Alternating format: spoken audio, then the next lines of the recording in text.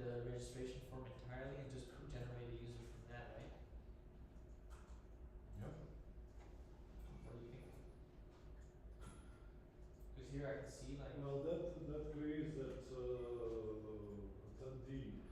yeah, exactly. So see, So we don't need to add that Yeah. application. The registration is only for the services that are not. yeah, exactly. Okay. So, but if you wanted to, you could generate an AppSource user for my intent. The moment they generate or buy a ticket. Okay, yeah, well. Let's make it to work as simple as possible, as quickly as possible. Then we can Yeah. add bills and whistles later. Sounds good.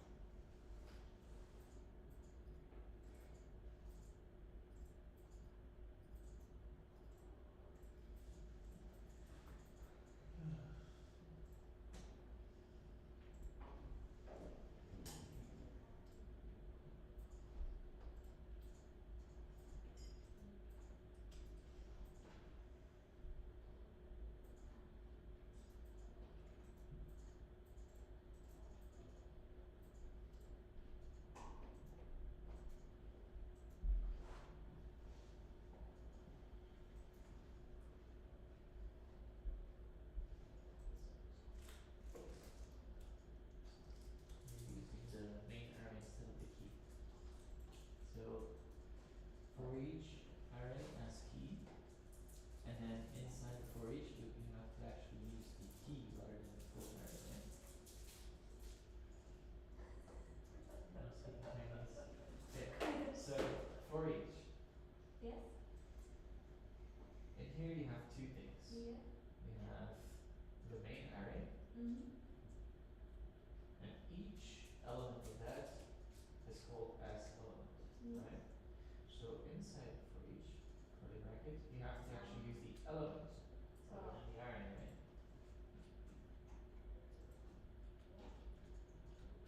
And then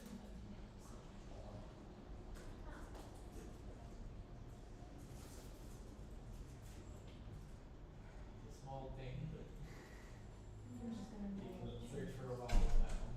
I know, pretty busy hours. Hi. Oh, nice. Problems? Oh, I had to highlight the result, so project started. You did it on both ways. Oh, you helped me? You figured the other one completely out yourself pretty much. Thank you. Thomas, helps very much. Oh, Yeah. Sorry for stealing your desk. There are Yeah. a huge amount of people There's came no- in. There's no someone's desk, so. Normally there is, but like they had a lot of people coming in for like a photo shoot, kind of like workspace thing. So I kind of moved out of the way because they were using those benches. It's fine.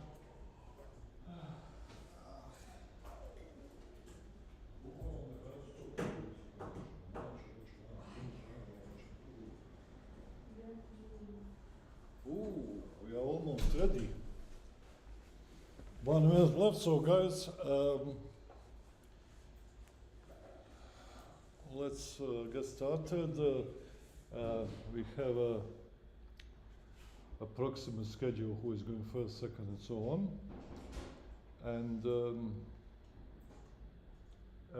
you're presenting from your laptops, from Skype, so please connect on Skype as usual and just be on mute while you are not presenting and so on. Should I follow this as well, or is that a waste of my time? Now you can see the brilliance of our team, you know, and it is, and just to see how far they are. We have to talk from the room inside. The ones here. Well, it's better so we don't get the double voice. Okay, but if you want to sit here, sit here. We are starting in 5 seconds. Happy New Year.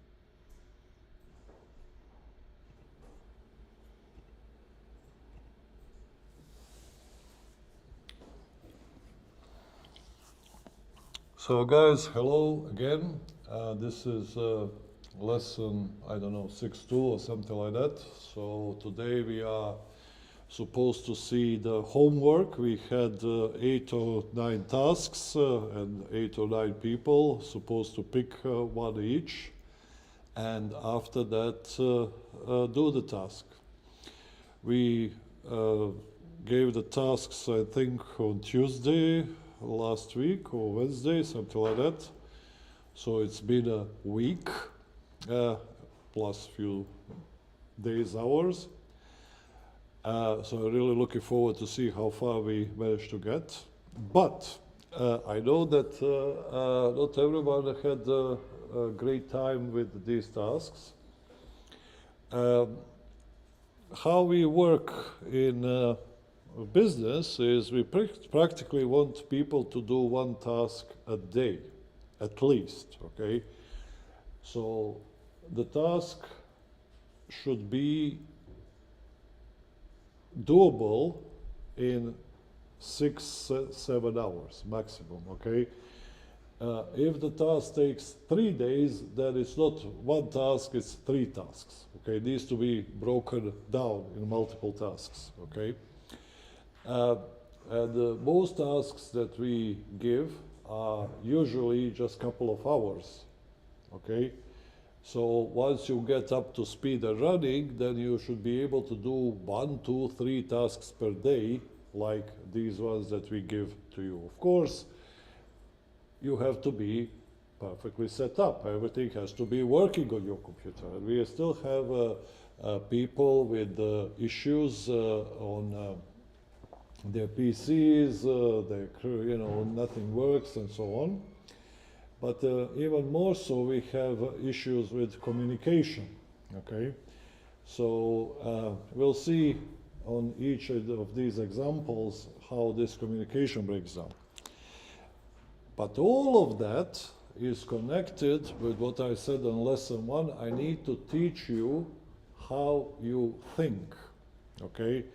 Because you all think differently, and we will see today, I will kind of expose how people think and interpret the tasks in their own fashions and ways and so on, okay? And this is a big problem, so I want to address that as well, all right? So, on our list, we have 8 or 9 people to do the tasks, but I think the first one has to go somewhere, so the second one has to go somewhere. One hasn't responded yet, and so we'll see how it goes. Okay. Now.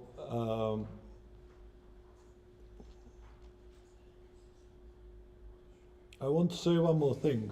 It's really, really, really not important. Are you failing at this stage? Okay? Because some people might feel, oh my God, this person has finished the task, 3 days in advance and I haven't started yet, or so I'm horrible and stupid and I don't get this and I don't know what, okay? That's not the point.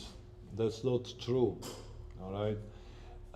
The point is how much time and effort you put into it and how many things you learned as a part of the process. And failure is the most important lesson, okay? So those people who either picked up easier tasks or tasks which are suitable or managed to do them on time, they haven't learned the lessons that people who failed learned, okay? And that's also important, because it's easy to do a task when you kind of figure out everything and it just works brilliant. What to do when it fails? So Tuesday night, after I finished this session, I was knackered, so I wanted to have a little nap, all right? But then the bloody dogs start barking, you know. I wanted to throw the dogs out through the window, but, you know, I guess that's not suitable in this climate, you know, so I want to be woke and not throw dogs through the windows. I don't think that's nice. So I was like, okay, let me program something. And when you are tired and pissed off and you hate the world and you try to program something, you can imagine how well that programming was going on.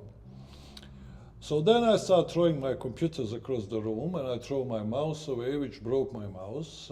And that's a nice mouse, which cost like 100 euros or so. So yesterday I had to unscrew the mouse and, you know, like, what the hell did I do? And this clickety-clack doesn't work, you know. So yeah, sometimes it also doesn't work. It's very frustrating, okay? And it's all right to be frustrated, and I am frustrated. It doesn't work for me too, okay? Leave the bloody thing. Don't touch it, okay? Next day, there's no rush, you know, because if we get frustrated every day, after 1 month of frustration or 5 months, we'll burn out, break down. You will say, I'm never going to be a programmer again because this is just too stressful. Okay, it happens to all of us, you know, that we are pissed off with things. So it's important to understand that this is not always easy. It's not always easy, but it's even harder to be when you have so much to learn, that learning curve is very, very steep, okay? And that's fine. Learning curve is steep. It will take time, it will take months before it settles in your head, before it clicks. So wait, be patient, it will click, but it will take months and it will be frustrating, all right? So don't worry about it, okay? Just keep doing what you are doing, keep pushing. It will click. Now, after it clicks, it's going to become slightly easier, you know, but you know, then I'll put more on your plate, and then, you know, it's not that you are going to have an easy life after that. Clicks, now I'm a programmer, so I can la la la. No. You have to keep learning, but you know that you can accomplish things, and this is also very important, so that you get the confidence that you actually can do stuff, all right? I think that's very important lesson, that you start believing in yourself. I actually can do this, I can be a programmer, all right? So there was one more thing which I wanted to say, but I forgot what it is, so maybe it will come up during these conversations. So I will have Jesus first, so he is online, and hopefully the technology will work. So Jesus, can you hear me? Yes, I can. Can you? Okay, you're on my laptop, so just hold on, go to settings. I need to switch to that. And I need to send you to that guy. Okay, can you say something again?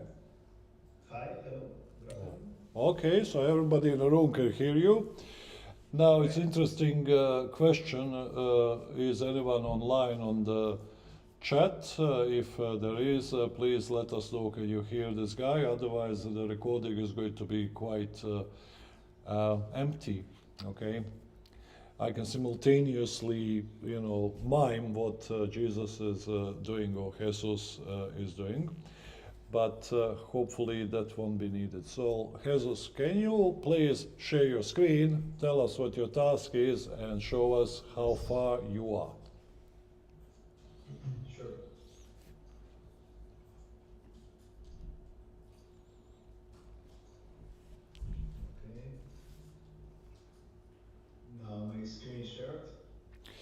Yeah, we can see your screen. It's on the display here and everywhere. And Julia says, think she can hear you, so we can't hear Jesus. All right. Okay, they can't hear him. Let me try this thing. And okay, because maybe this is how I did it last time.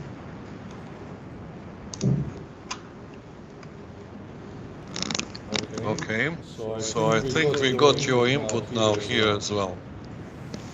Okay. I think they should hear you now on the stream. Hi. Can you hear me now? Much louder, they say. Yeah.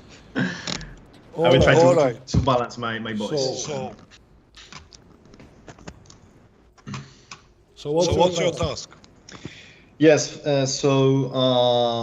my newly assigned task is to create a page for login and register in the mobile app in ICIHA. Okay, so yes.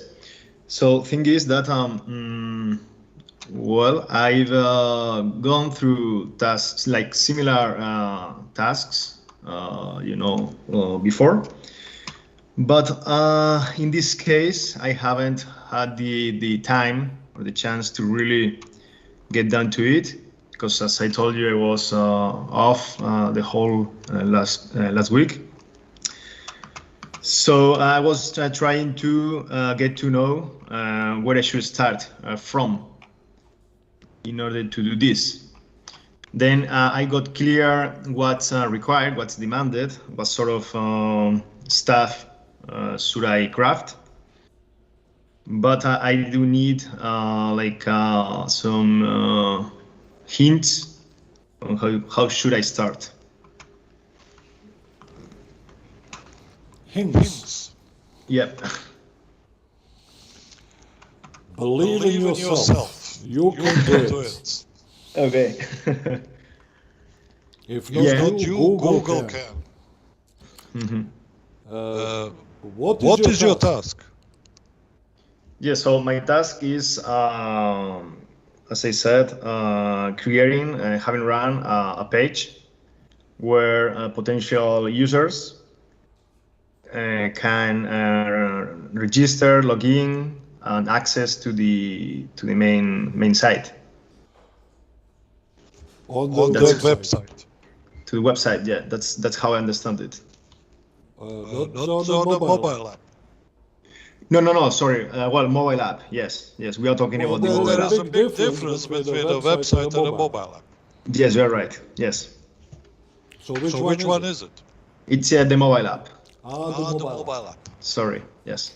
So here's a hint. Let's start with the mobile app. I'm a little bit nasty, but this is one of the things, okay, that people that I noticed, not just Jesus here, but a couple of others, did not understand what their task is, okay? Mm-hmm. And what does it require? Okay. Now you were on holiday last week, right? Yes. You were not on holiday on Monday, Tuesday, Wednesday, or you were on holiday this week as well? To be precise, I came back on Tuesday. On Tuesday. Yes. And why is it on Friday night that you are asking me what's your task? I don't answer that, okay, because it's not I'm looking for excuse or sad story about what happened between Tuesday and Friday. I want to show the example because we are not efficient, okay, and we lose quite a lot of time sometimes for various reasons. Maybe we were busy, maybe we were scared to contact us, maybe we thought we know what it is, maybe I don't know. Okay, but somehow Tuesday, Wednesday, Thursday, Friday passed, and Jesus in our example is not very sure what is his task, or even how to start with his task, okay? And he's not the only one here, okay? So what I want to make sure that this doesn't happen again, okay? Because the tasks were assigned last week, okay? And I have one example which didn't even pick a task, or two examples, you know, because things happen, okay? It doesn't work. This is not a school where you had a homework and you can say, oh my God, I dog ate my homework. Or, you know, I didn't understand what the homework was, or I was ill last week, so I didn't have to do it. This is not a school. This is a job. You are paid to do work, and if you don't do work, you don't get paid. Of course, you know, some of you are not getting paid anyway because you are on some sort of apprentice scheme or whatever not. That's all fine. Okay, but we have to take this as serious as a real work, because, you know, the way we progress, the way we monitor everybody's performance and stuff like that is how much work they can actually do. Okay, so these bad habits of, okay, 3 days passed and I was on holiday, I had to recover from holiday, whatever happened, you know, doesn't matter. You have to catch up. And lots of people catch up, you know, for their work over the weekend and stuff like that, you know. That's fine, but you have to catch up, you have to be on the same page, especially for the people who are lagging behind. They have to work as twice as hard in order to catch up with everybody else to be able to deliver the tasks. I have 100% confidence that Jesus is a great guy and very smart, and he is hardworking, okay? But he needs to show me that, okay? So where do we start with the mobile app? All right, this is a question. Now, what you are looking at right now on your screen and what you're sharing on your screen is your web app website. This is AICA website and so on. Where is your mobile app coming from? Well, the apps section is coming from here. No, that's not the mobile app. But yeah, you mean like here? Although this is JS, and you told me that it's based on JS React, right?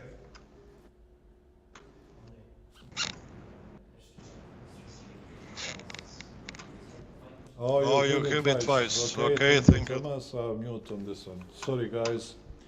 Can you hear me?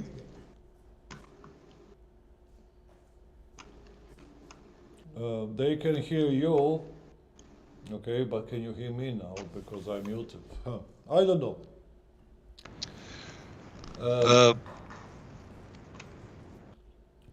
I'm confused a little bit about this hearing twice, so let me... Oh, okay. Yeah, but it's going to be unfixed at the moment because I unmuted again. Okay? Because he can't hear me. Okay. Yes, I hear you. Yes. Yeah, I know, but when I press the button, you don't. But anyway, hold on, guys. All right. So, Jesus, you might not hear me when I mute myself out, but I'm not talking to you. Okay, so don't worry about it. All right. Okay.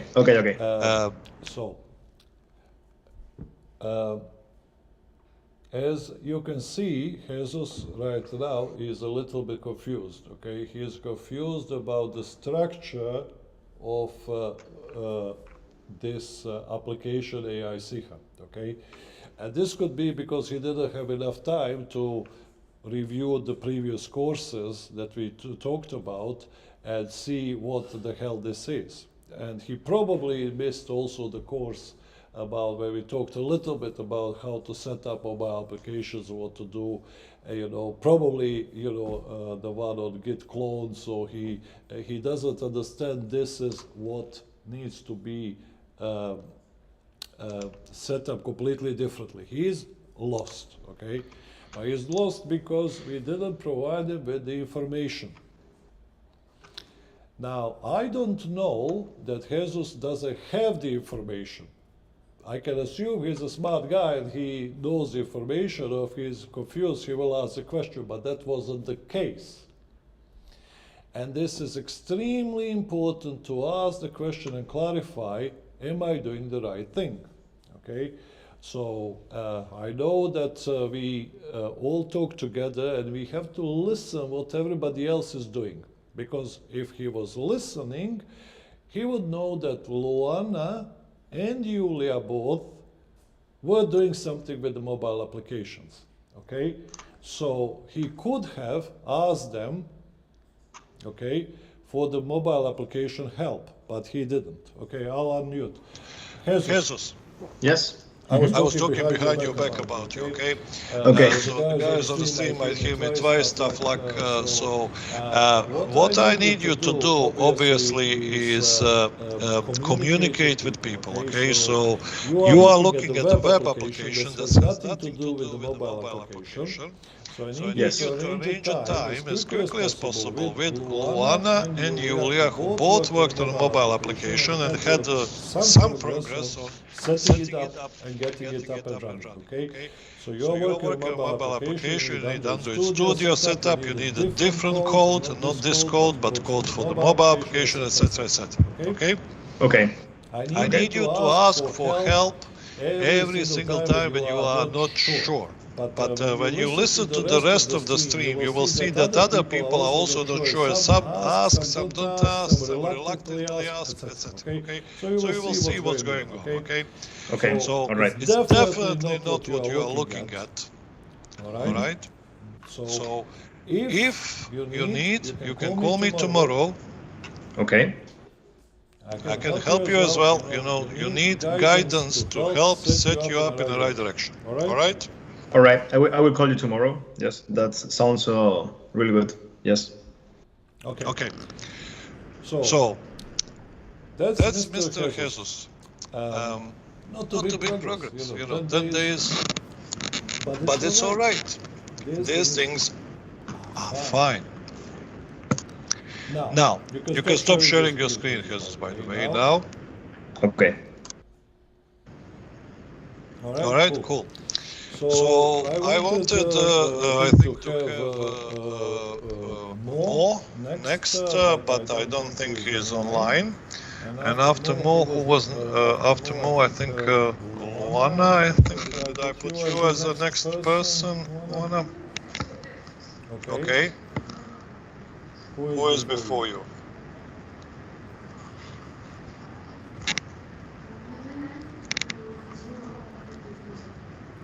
Yeah, Marine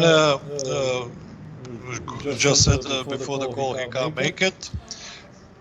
Yeah, so we are skipping. You know, it's going to be extremely short one, all right? Because everybody is giving up. Friday afternoon. Yeah.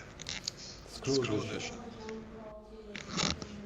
Yes, please. And if you don't mind, just going in the other room. So.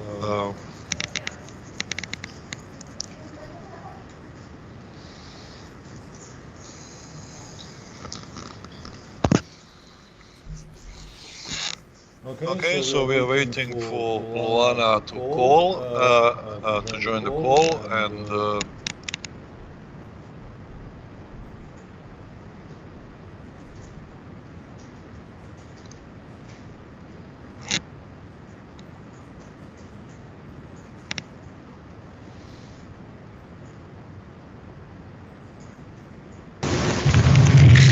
Okay, can you guys hear me? very well. It's a little bit not a big microphone. Okay, give me a second. But it's a weird microphone. Okay. Let me share my screen.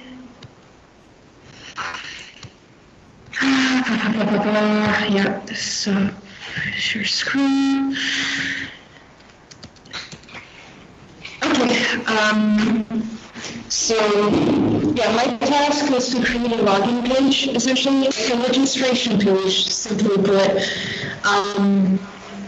But I was headed in the wrong direction for several reasons. First of all, I have had an issue with XDebug for a while, so I was trying to sort that out for this. Because I knew that I would use Laravel to make a registration page for the web page, and Luana, sound is quite bad, okay? So I don't know, do you get some sort of feedback, etc.? Okay, but let's try to skip you for the time being because I don't think anyone can understand what you are saying right now.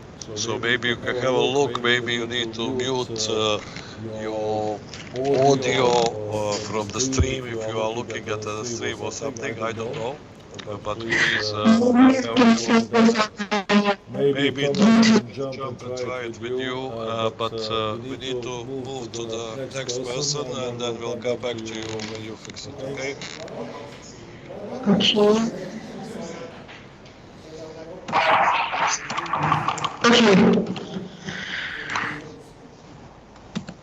Okay. Is this better or no?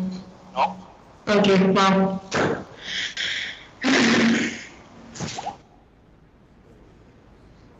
Okay. So who was after Luana? Julia. Well, let's try you here, so maybe it will work fine.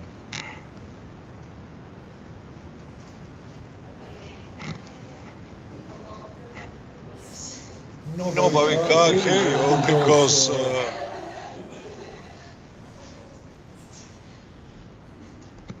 you're not on those speakers, and that means you're not on these speakers here.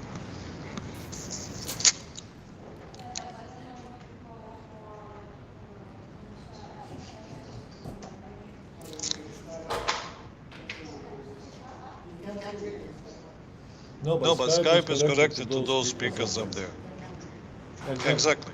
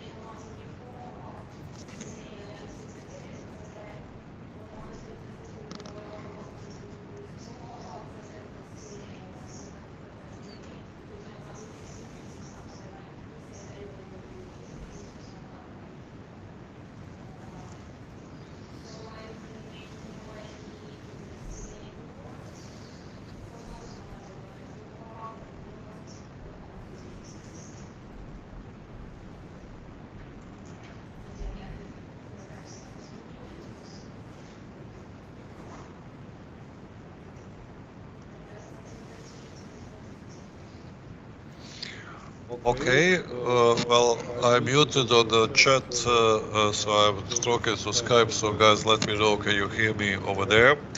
And can you hear Julia? Because I'm confused today as hell. But anyway, let's see the code and the database, because you just demonstrate how it works, but show us the database that you created and show us your code and explain how the code works, because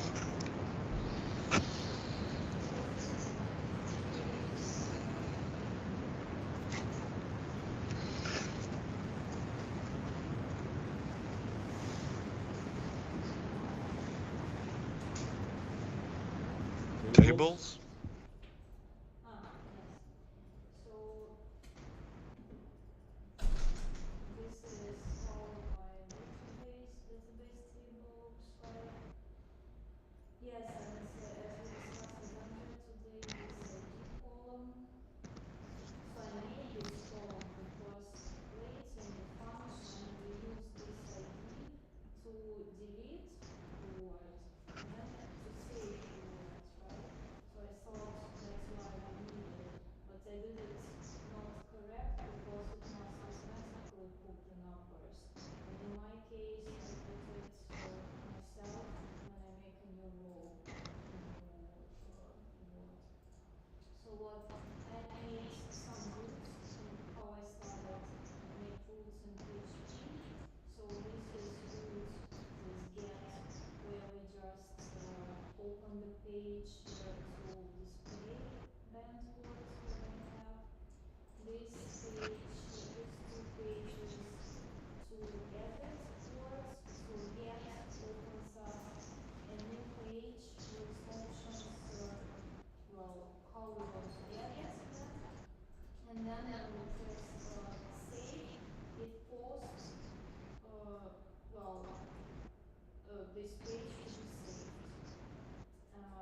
Then this root is to delete the page, so we don't need to make an additional wait page for deleted words. We just redirect the user to the previous page. And these two roots are to add a new word. So this is my controller. So as I say, this index function gonna display my table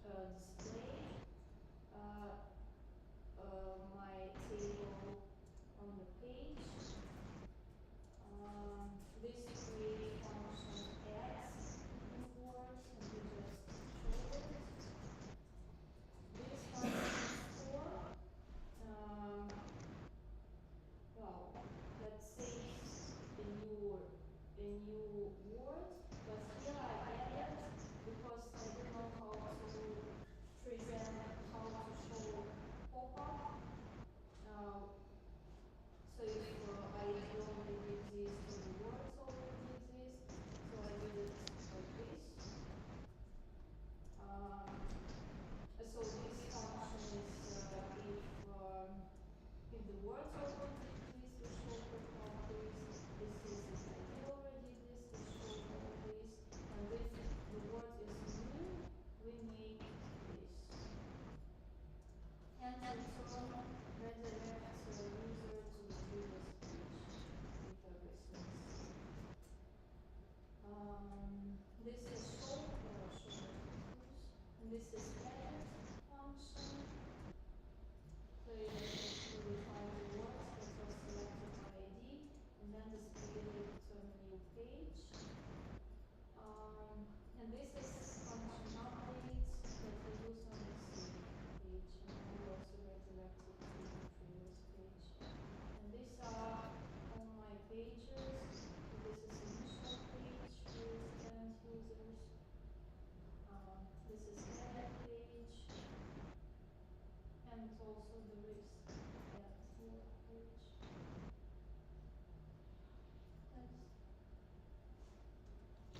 Okay. So one thing that you also then have is a model banned words or not? Do you have a model banned words?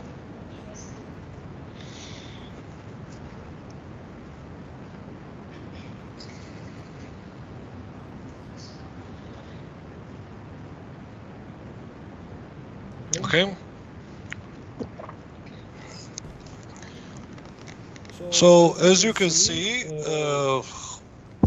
it's first of all working and it looks nice. Okay, but there are a few things that we have to clarify here, and one of those things is this camel case. So controller should be capital W. Bend words as a capital W. It's not a big issue. It's not going to work perfectly fine without that, but you know, this is every first word is capitalized. Okay, and if we have variables, if you go to that band word variable somewhere, you have a variable. Then it starts with a lowercase, but the second one is a capital. Okay. So we have some sort of little standards here, okay? And then you have some comments which are nice to have. We update our database table with edited word, all right? So that's fine. Now, it was interesting to me to see that she was doing some checks, okay? And there were two checks, if the word already exists and if the ID already exists, okay? Now, and she's saying, oh my God, I didn't know, I wanted to have a nice pop-up on the screen instead of this message, but she kind of find a workaround, okay? Laravel has, again, extensive set of verification tools to verify not just if the user filled in the field, okay, but also is the field in the right format, does it already exist, etc., etc., okay? So we can cover that in one of these lessons, how to do verification or user verifier, right? But at the end of the day, we have to assume the worst, okay? That user will make mistakes, okay? So what happens if you don't enter anything in your form? So if you add new word and try to just press submit without entering anything. Okay, so we have required fields. Okay, so she's preventing users from submitting empty thing. What if you enter a number there instead of ID? If you enter ABC?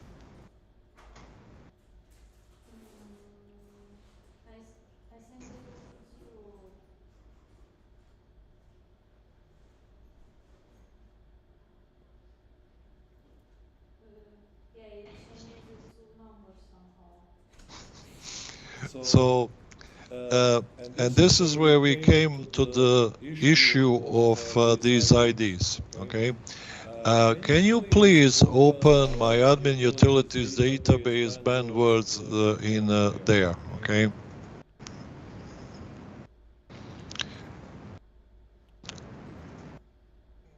Okay, so if you go to show structure, first of all, okay? So you have in this table, as you can see, 3 columns, ID, word, and edited word, all right? There are 3 columns. If you click select data now, which is to show this data, I have 3 columns, edit, word, and edited word, okay? There are 3 columns, and there's this first column which is button edit, but that's not a column in a table. Now, if we go to VS Code and see the same table in VS Code, okay, it looks like we have 4 columns. So there's the first column which says 1, 2, 3, 4, 5, 6, 7, and I was like, what the hell is this? You know, what's this thing? Because this doesn't exist in the database. I guess they want to be helpful and to say this is first record, this is second record, this is third record, but this is exactly what ID is supposed to do, say what is first, second, and third record. So whoever created this plugin actually was trying to be helpful, but made it worse and made it confusing. So there are no four columns in this table. There is no column which says 1, 2, 3, 4, 5, 6, 7 that you see on the left of your screen. This is confusing. Okay. So, and of course, the ID, which is integer, has to be auto increase. So basically, what it means that we don't have to assign the values to it. Okay, we don't even have to input them.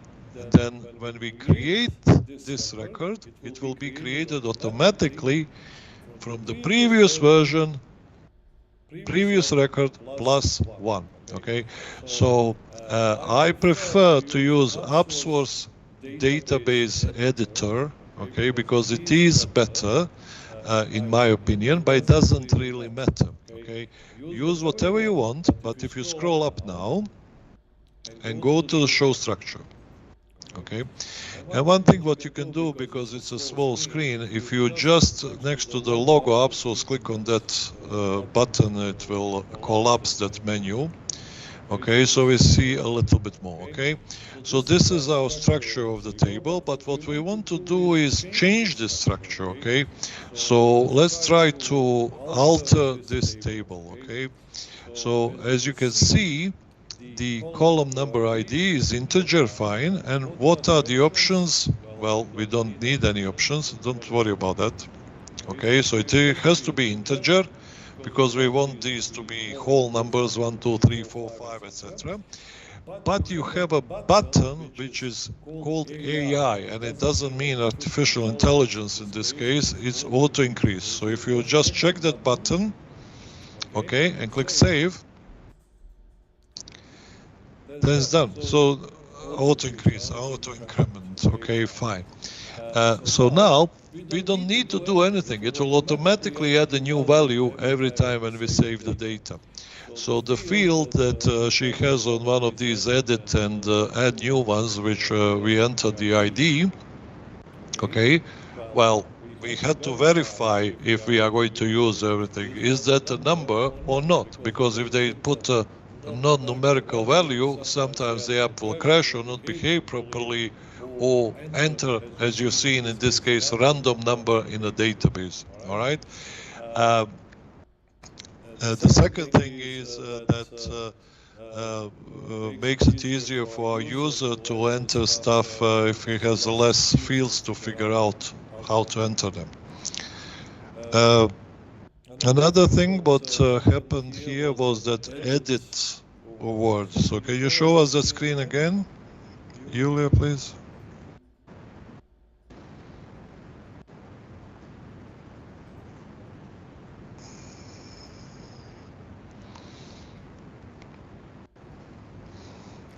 I like the fact that she added it to the menu, okay, because nobody said that, okay, but she is like, oh, I need to probably add it to the menu, so that's a nice touch, but I'll come back to that. So, what did I say? Edit word. Can you edit one word, please?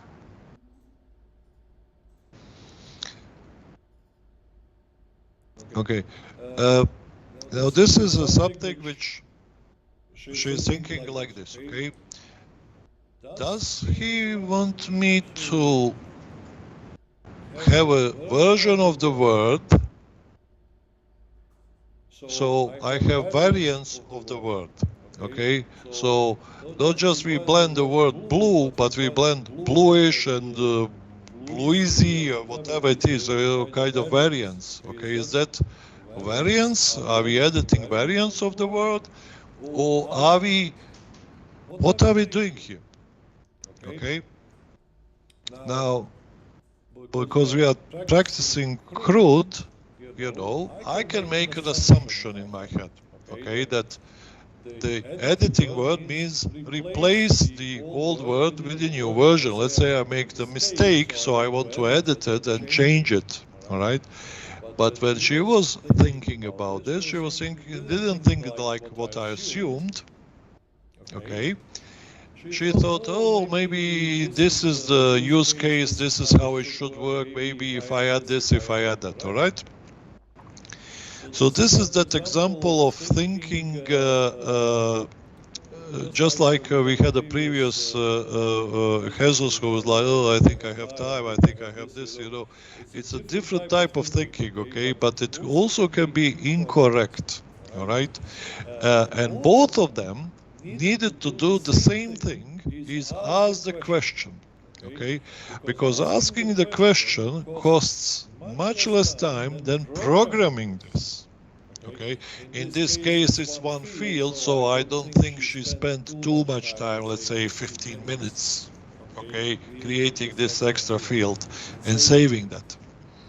But maybe she spent 3 hours on this, which she didn't need to if she asked the question, what should I do?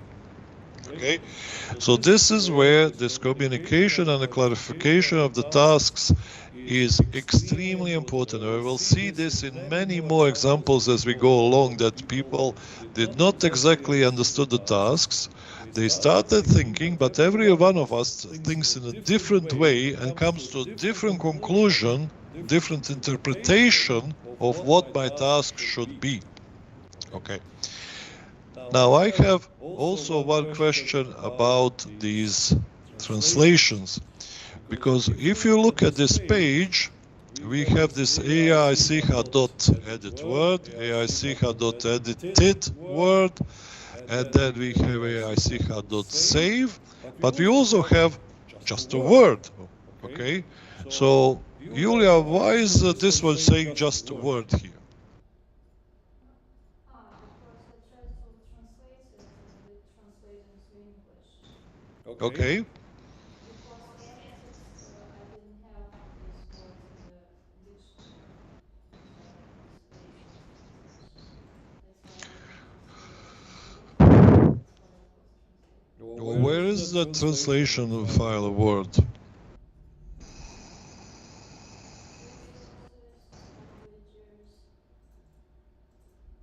languages, this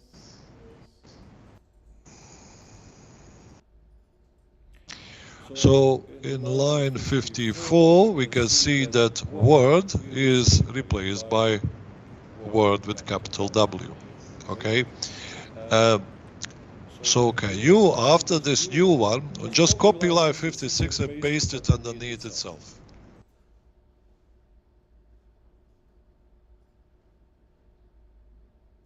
Okay, go back to your website quickly, just to your page, okay? So edit word, okay, so we'll do that one, okay? It's the one on the top. So go back to the translation. So instead of that first in line 57, instead of new, put edit word. Edit, yeah.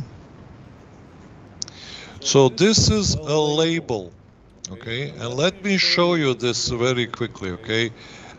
Edit word, this edit word, can you double click on it, on that edit word? Okay, go to the website and double click on the same edit word that you see. That's that one, okay? Can you double click on AI-Sicha before it? Okay, this, go back to the VS Code, please, is the name of the file. Can you put your mouse above where the file is? AI-Sicha, that's the name of the file. So it finds the file called AI-Sicha, and inside of it, it finds the label which is on the left-hand side, okay? And then it replaces it with whatever we put on the right side. So right now it says new, but what we are going to do is test YouTube, okay? So can you, instead of new, type test YouTube? Okay? And if you refresh your page, it's going to say exactly that. So even if we are translating and we are speaking English and we are not translating, we have to put labels in English first, okay? So this is not going to be test you, but edit word. So, but we put in capitals edit and word, and we put a space between them because that's the title of this page. So if you go back and replace that test YouTube with edit word in. Yeah, but It's not going to be like that. It's 2 words. Space, and this is a title, so in English we put all the capitals like front page or something like that, okay? With space between, yes, that's brilliant, okay? So when you refresh this page, now it has that. Now, if the user has a default language German, then we will have another file, which is called AI-Sicha PHP, same file, but it's going to be in this folder when every single label on the left is the same label, so it's going to be edit word just like you have over there, but it's going to have a German version of edit word, which is, I don't know what, Achtung, Dichtung, whatever. Okay, and if we add other words like Arabic languages and Italian and so on, we'll just copy paste this, okay? So in order to get the translations right, you need to make sure. Well, labels. Can you go to your controller, please? Okay, now look at the line 50. Okay, now this is some message that she's sending to their user, but this is what I called hard-coded the message. Okay, because it doesn't matter what language you select, you will always see this sentence exactly like this in English. So this also needs trans. Okay, so translation function, and have a label with this sentence here. On the line 47, same thing. So every single label, button, message, everything what we need to do, it's a habit. Even if you know that the application that you are doing is just going to be in your language, one language only, it will never be translated, use the trans. Okay, because next time, 5 minutes later, these guys who hired you say, hey, you know what, it's a great idea if we have this in French, can you do this? And then you are like, why didn't you tell me that at the beginning? Because I just hard-coded everything. So now I have to go through all my controllers and all my views and all my messages to replace what I hard-coded with this. I could have done that at the beginning. Yeah, but you have the same thing, internationalization, I-18N or whatever it's called, in any other language that and framework and so on. Mobile apps, same thing.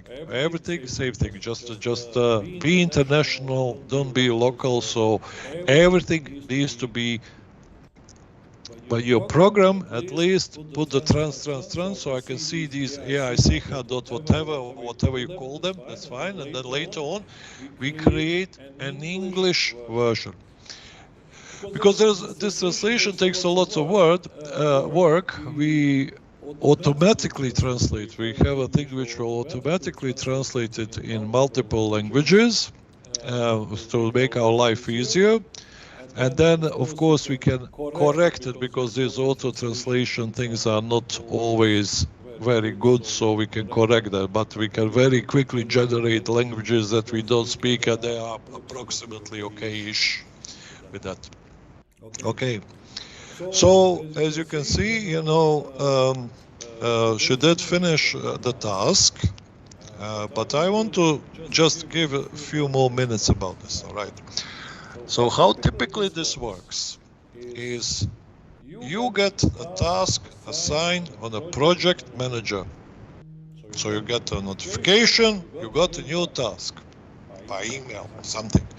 And then you read the task, and then you haven't got a clue what you need to do exactly. So what do you think you should do? Sorry? Figure out how to start. No. Ask. Clarify. So you have to clarify. So if somebody sends you a task by Skype, you send them a Skype message back saying, what the hell do you mean? if they send you a task on some project management tool, you reply on project management tool, whoever assigned it to you.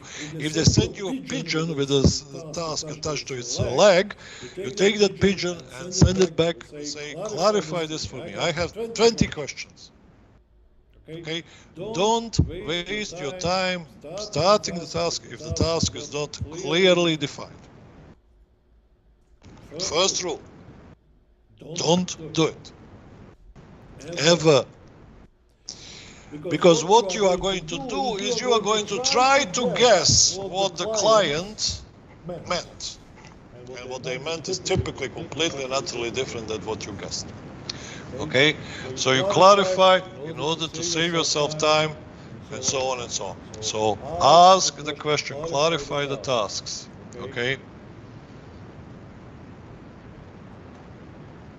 Once we understand the task, then we can do the task. Once we complete it and we think we are completed, we send the task back to whoever assigned it to us to review it. So they look at this and say, oh my God, why do you have IDs? Oh my God, you didn't do all the translations. Oh my God, so they can give you feedback what is missing or what's incorrect and so on. So then you can fix this and then send the task again to be verified. Once they say, yeah, it's perfect, it's fine, then we can do the push and push it to the server and people can use it and so on. So we don't push this in a half-baked form. So in this case, what Julia has done is quite good, okay, but we have still some corrections to do, some feedback, and one thing which I like to do this is have it in writing, because you're not going to remember everything I said as a feedback. And maybe my feedback is not clear. When you go to the code, oh my God, what did he meant? IDs are clarify the clarification if needed, okay? Communication is important. Okay, but anyway, good job, well done. Okay, so it's 16:57, so we are not going to start with another person right now. We are going to have a 3-minute break, but guys, please prepare yourself, make sure your microphones and everything is working, because we have plenty of people to cover. So talk to you in 3 minutes.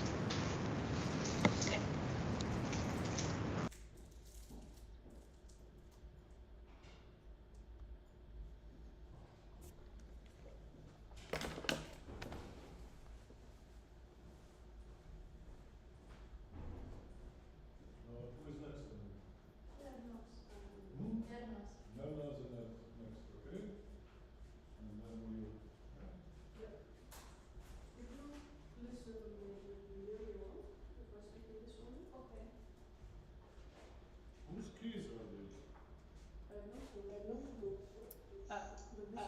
This is a bit double, right? Well, like here and here. No. Ah, no. Then Andres should have to read.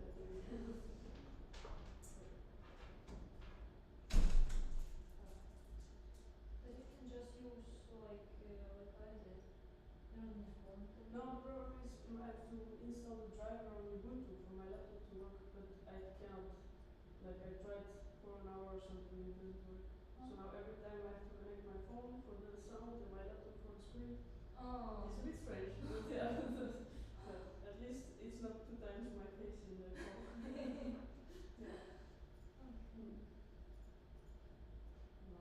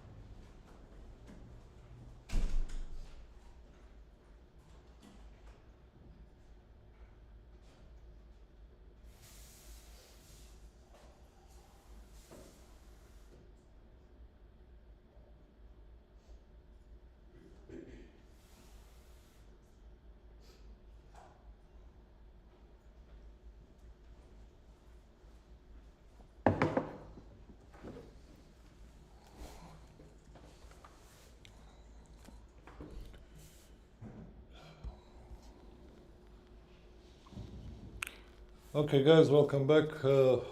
So hopefully, I don't know, can you hear me twice or not? I'll stay on mute. And Google is also wants to take part. So next person I think is Mernaz. Hmm?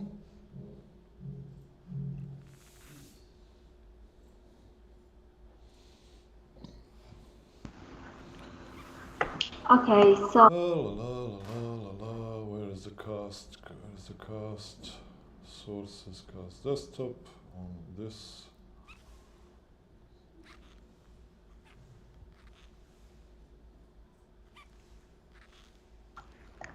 is it working now? Yeah, we can hear you. I couldn't hear you. So my task was to create a function to search through the translated articles. And at first I wasn't sure that what Andra wants, so I thought he wants something like this, that I have a table and then I search something in there and then it shows the result. But then I asked him and he said, no, he wants two view, and one is a form and then the other one shows the result. So the first thing that I did is that I added two routes to my web.php. One is a get and the other one is a post, and with two functions, search and show results. And then after that, I made a controller for it. And the first function is returning a view and it's returning a form, which I'm gonna show you.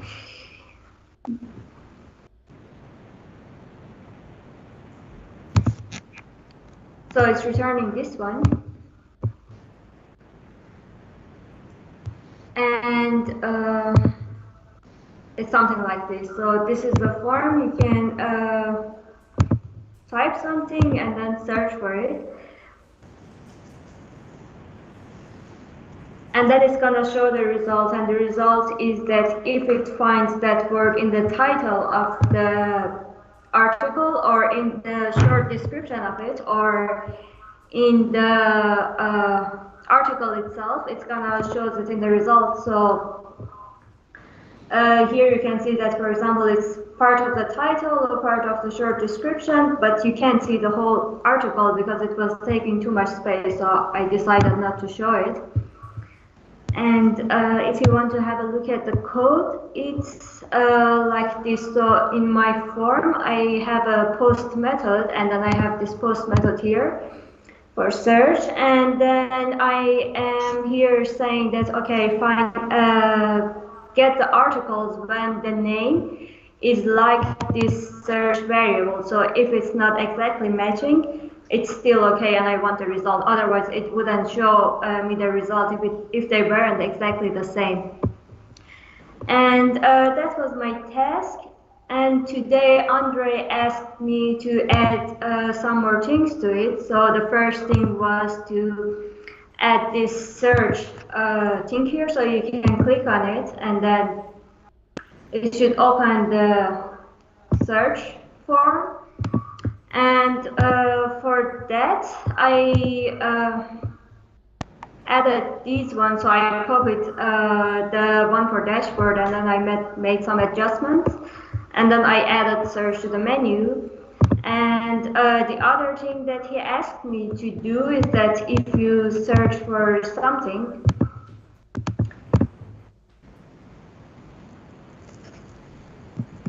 you show that it's highlighted in the text. So I've been struggling with that for a bit, and then Andre helped me a bit, and then Thomas helped me a bit with it. So I had to replace the string in the array with these two tags, so it highlights the text in HTML. And that's why you can see that the text is highlighted in the result. So this was my task. Okay. So I hope you can hear me. Yes, I can hear you. I have no idea why I am in the speakers now. Okay. Today is a mysterious day. All right. Now. So again, it's working. It's really nice that it's working, and when you are preparing for these things, don't open up all your emails and stuff like that. Also, DJ, close all your dodgy websites. We know what you are doing when we are not watching. So please make sure that it's all covered. Delete your browser history, Sam. That. So when you start typing AI Sikhai doesn't go to Al Qaeda by mistake and so on.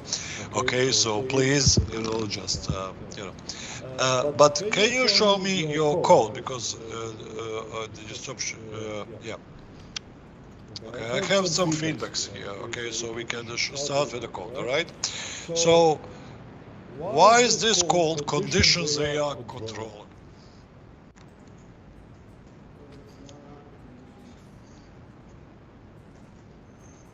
Oh, we can't hear you anymore. Now something happened. So I can hear myself twice, but not you. No, I forgot that I'm muted. Okay. I made a new controller because first of all, I thought this is for Arabic conditions, and then second of all, the home controller was very busy, so I thought I'm just gonna make a new one first, and that's fine. That's fine. But my question is, why did you choose to name it Conditions AR controller? Okay, what are you doing in this controller? What's the main purpose of this controller? To search through translated articles. Okay, so guess how would I call this controller? Search conditions? Search conditions or search controller, something like that. So we call the stuff to relate to what it does. Okay, if it's searching, then it's a search controller, a search conditions controller if you want to be specific. Okay, because if you have different types of searches, then you would say search conditions, search words, search I don't know what. So you might have multiple search controllers. But if you only have one search, then you call it search controller. Keep it simple and to the point. Okay. 6 months later, I will never guess that controller does the search function. Okay, does it make sense? Yes. You don't have to put notes there.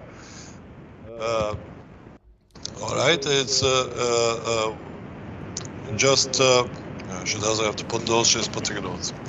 No, I'm doing it to make the adjustment. Then I remove it later on. Okay, but this is to learn. It's just listen what I'm saying right now and try to understand how we think. Okay, and I keep saying, name the stuff that 6 months later, if I wake you up in the middle of night, I came to your house and I call, what's the name of that controller? You know.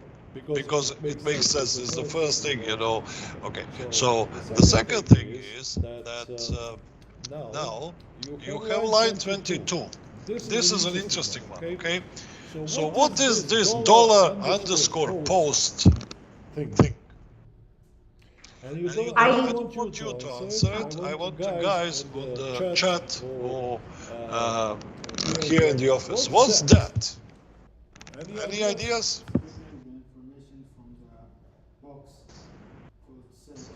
Box called search. I didn't ask about the rest of it. I'm just asking about $_post.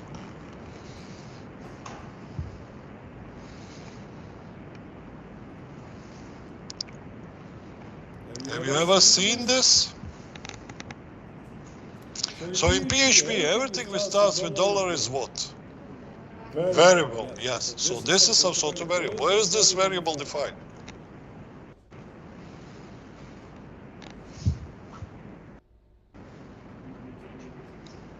in PHP itself. Do you know what did you guess? You guessed. Okay, so that you don't guess. It's not a word for the best guess ever. Okay, we are not. It's not a quiz. All right. So this looks like a variable, but it doesn't look like it's defined in this function because it's just first thing. Okay, and it's a variable with the square brackets. So we know it's an array which has multiple elements. Okay, an element called search might be there, might be missing. Okay, we never know that. Okay, with these arrays we have to check, does this exist? Okay, so Mirnaz, how did you get this dollar post? Where did you get it from? I think I was Googling how to get the input of the search box to PHP. Uh-huh. And here I knew that in the form I had post method, but I couldn't access it from here, so I had to Google how to get that here, and I can show it in the view. So dollar post is a global variable. It's one of many variables that PHP does provide for us, and Apache provides global variables and so on.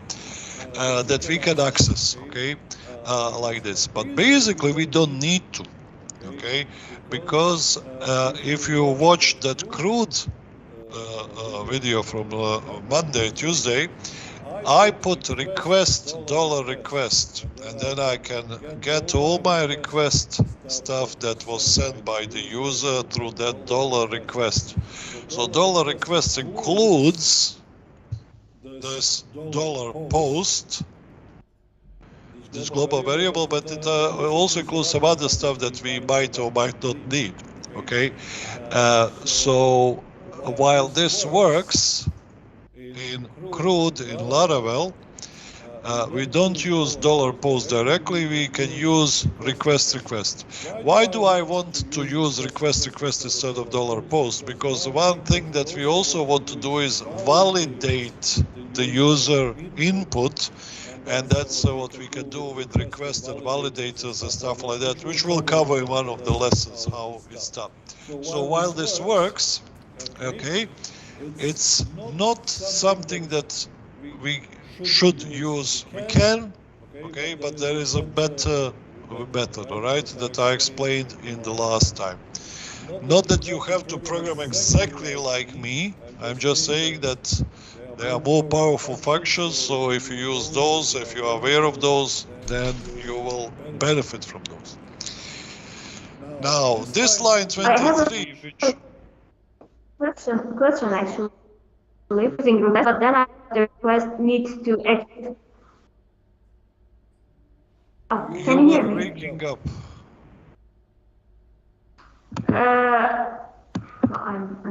I said I wanted to use request, but then I thought request is for the things which already exist in the database, so I had to have a column search in database.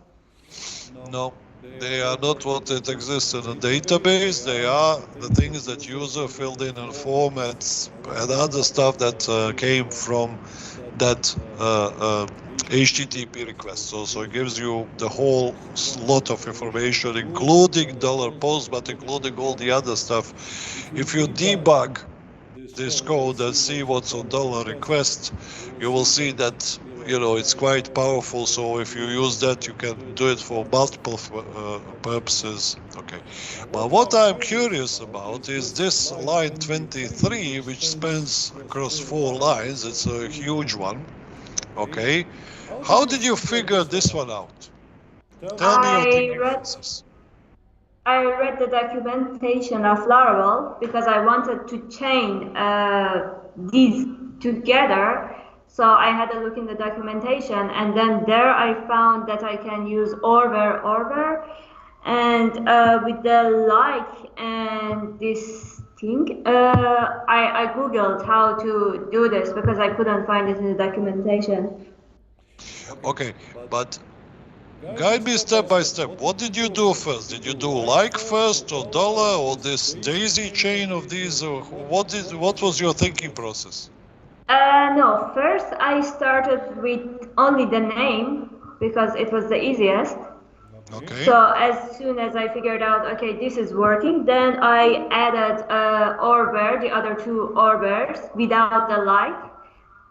And then I figured out that, okay, it's not finding search inside of the short description or article because they're not exactly matching.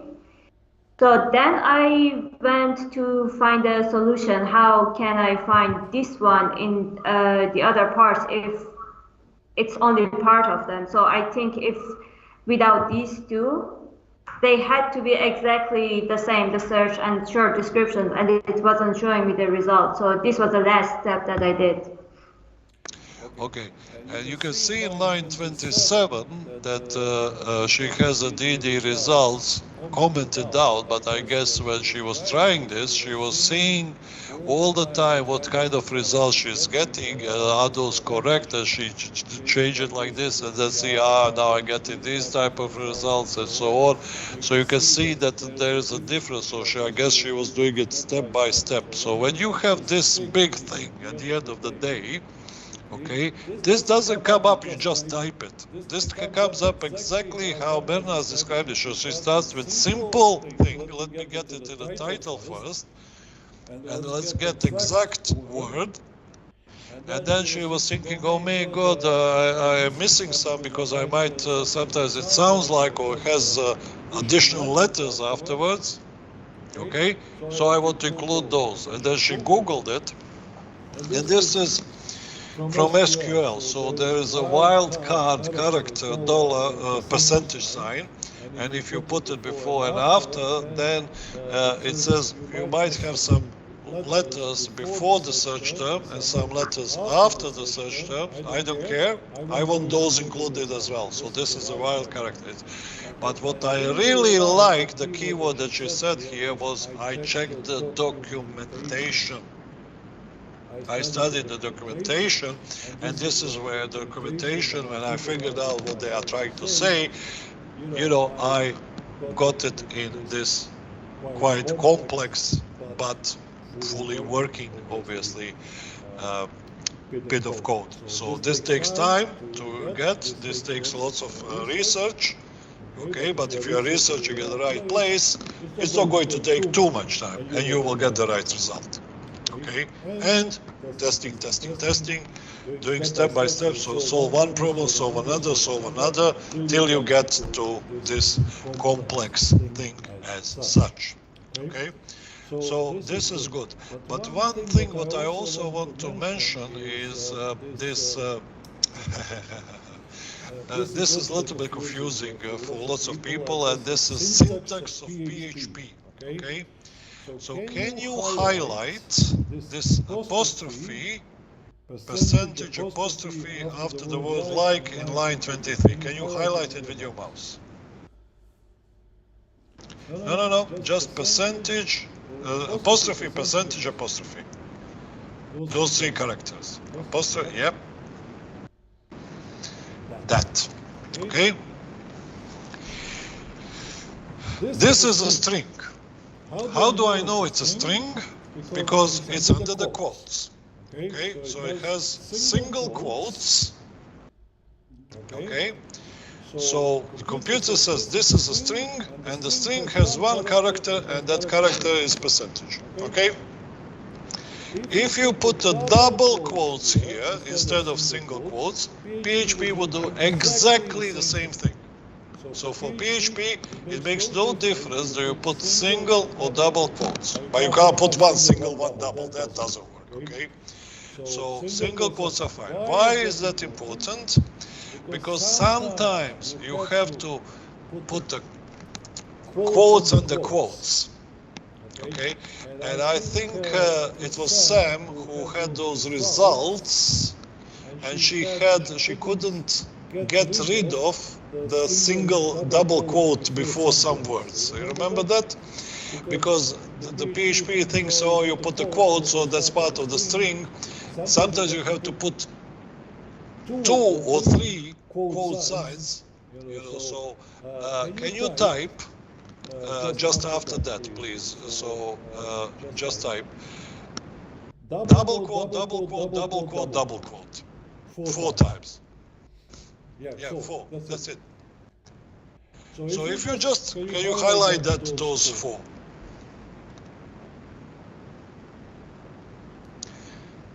So what is this? No, it's not that thing. It's not empty string. It is double quotes. It prints double quotes. Well, the outside 2 quotes make that this inside is a string. Okay, so whatever is within the double quotes, like just like a single quotes before, that's a string. Okay, so the string that we are talking about here is 2 quotes. Okay, but then because it's confused, and I'm not sure about this, okay, can't remember exactly how it works, but I need to put 2 quotes when I want 1. Okay, so this is a string of a single quote, if I remember correctly. I might be slightly wrong, it might be 2 quotes, okay?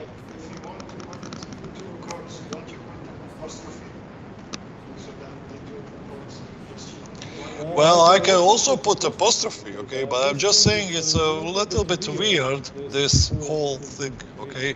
So sometimes you need to have the characters which are called escape characters. Sometimes if you delete the second one of those quotes and put slash. Manas, can you hear me? Just the second quote, second one, delete, slash. Or sometimes it's backslash, okay? So you need escape character, which is next one, don't treat as what you treated normally, treat it as text, okay? So there are those little things that sometimes, especially when we are playing with words and try to modify them, which we are doing in this project, we have to be aware of these things, okay? Now, if you don't mind, delete that. Well, C++ has similar rules, not exactly the same, and so do other languages, okay? So what is this dot doing after this little quote, before the search?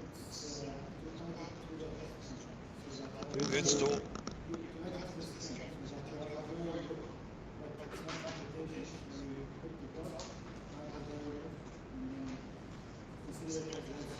yeah, so he is saying that we add this variable to the string and consider it as one string. So basically it's to join 2 strings together. It doesn't even have to be a variable. So I can put one string at the quotes, dot another string. So in PHP that will be treated as one string. Okay, so basically we can connect multiple strings. So if I have 3 variables, which each one has one word, I put variable, dot variable, dot variable, then I have like one sentence. So this is why the dot is in here. Okay, so this is cool. All right, now, what you will notice as the last thing is that I don't like this personally, is that this, see the tab which says conditions AI control on the top of the screen, okay? It has the white dot next to it, okay? Big white dot. You see what I'm talking about? So the tab, oh, she's doing Skype. Stay there where you are, okay? So on the top of your, okay? Yeah. So the tab where it says web, index, controller, so all these files which are open in tabs, okay? The controller has a white dot after it. You see the big white dot. Now, in the text above it, it also has a white dot. Okay, it means it's not saved. This is killing me so many times. I don't save the file. I keep refreshing my page like a monkey and it doesn't work. And I keep changing the code and then refresh the page and it still looks exactly the same. Why? Because I don't save the bloody file. Or I open two files, I keep saving the second file, but the file before I didn't save. So it's very frustrating. This is why they put autosave function, so as you type it saves it automatically, so you don't have to worry about it. So again, advice, go to file and check autosave function. Some people hate it.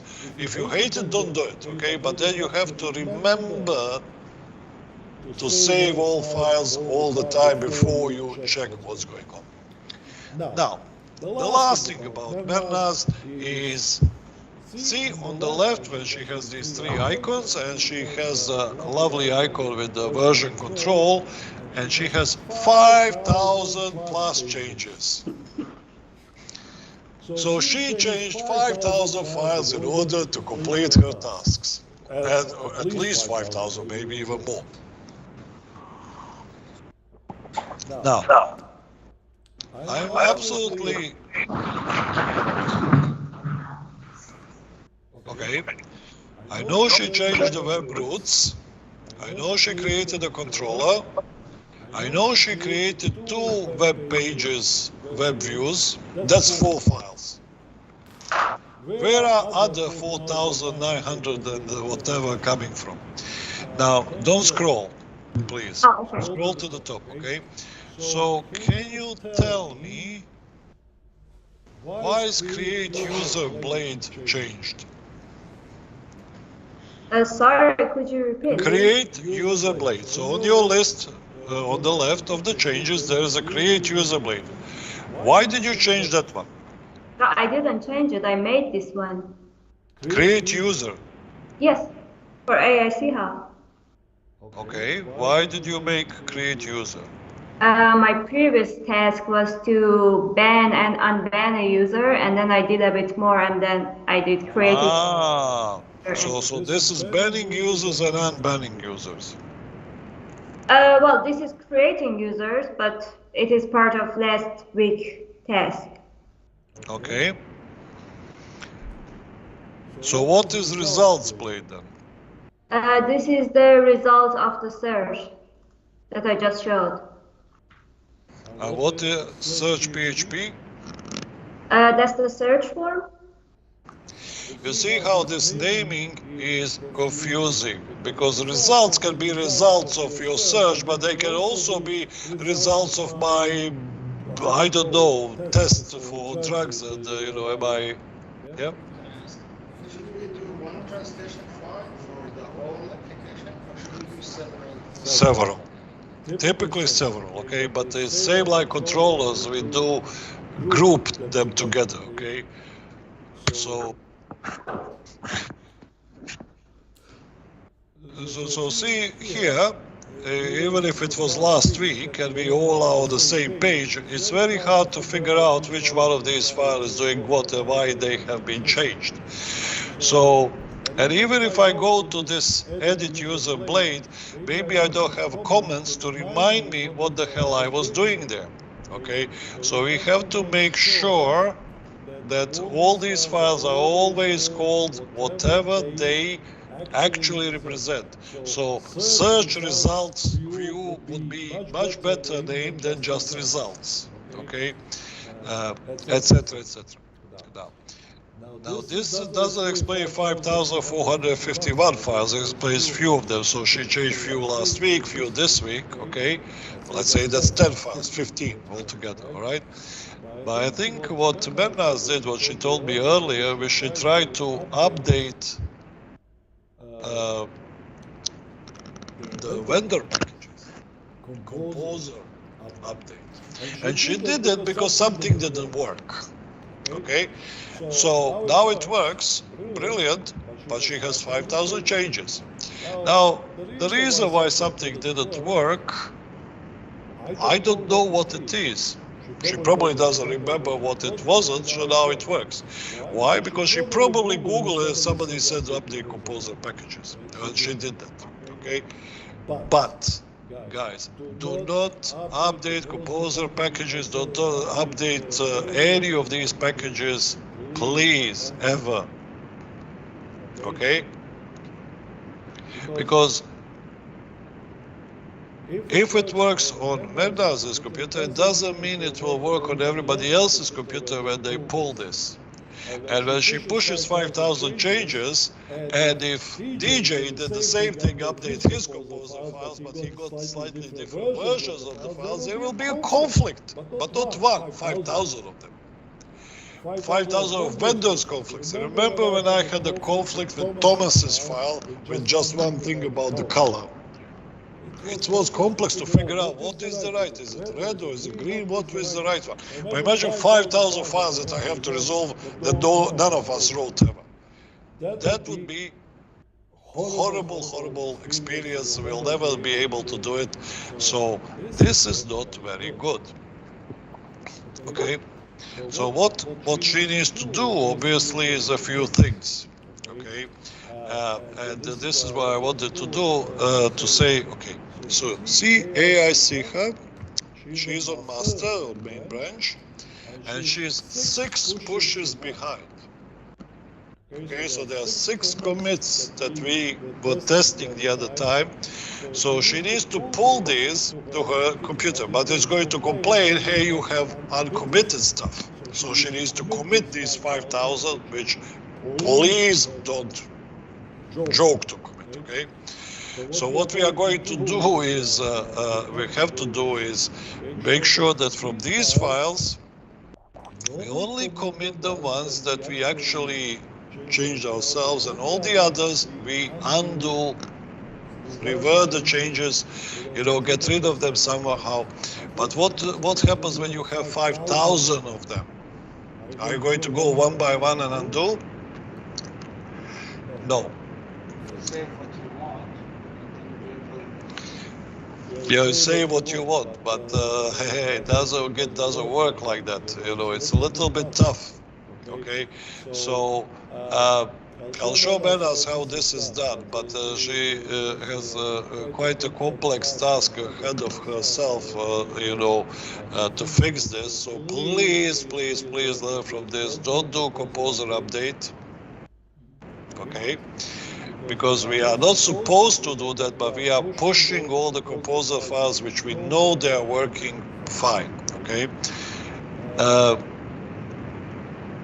Node.js in mobile apps, we don't push, so that is the one that you are going to generate, like 5,000 files like this, on your computer, but they are on git ignore, so you never push them.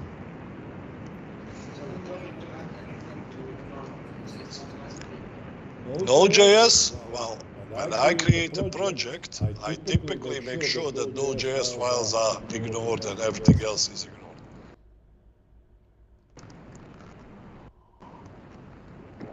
Okay, but good job, Menas, well done.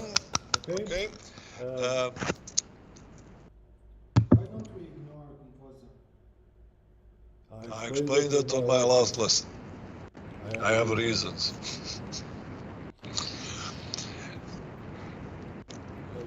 We have seen, and if you set up your mobile applications, that it's very complex to get the right combination of all the files to work, because this one requires that version, this one requires that version. So once you get this right, you want to keep it right and not change it if you don't have to, okay?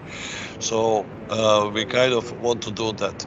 The second thing is, I don't want you guys to update Composer, because typically you say, hey, I will install this additional package, and this is what I again say we have to do very good research on should we install this package, who wrote this package, is this package full of crap, viruses, is it going to be supported after 3 years, you know, so it's a bit of, don't just do it because it's handy and we just keep adding stuff. It's not very good. Okay, who's next? Sam?